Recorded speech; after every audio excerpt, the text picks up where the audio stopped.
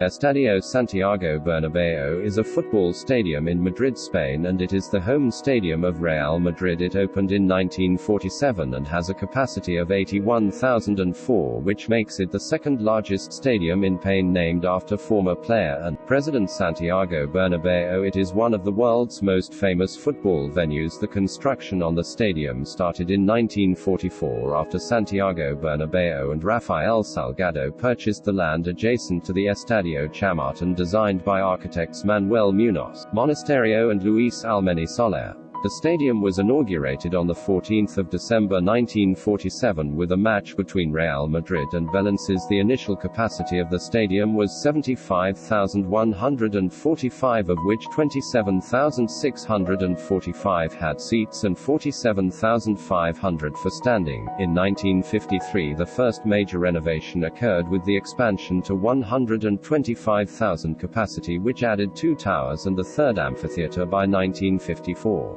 At the start of 1955, the stadium adopted its present name in honor of club president Santiago Bernabeu. A year later, on 19 April 1956, the record attendance of 129,690 watches the European Cup semi-final first leg between Real Madrid and AC Milan. The next year, the Bernabeu hosted its first European Cup final between Real Madrid and Fiorentina.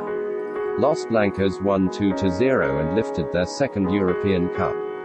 In 1964, Santiago Bernabeu hosted the final matches of European Nations Cup, including the final between Spain and Soviet Union. In 1969, it hosted its second European Cup final between AC Milan and Ajax, and a third final in 1980 between Nottingham Forest and Hamburg. The next big changes came in the early 1980s with the hosting of the 1982 FIFA World Cup in Spain. The stadium had to adapt to the changing times, and with this, architects Rafael Luis Almeni and Manuel Salinas were hired for the renovation of the stadium.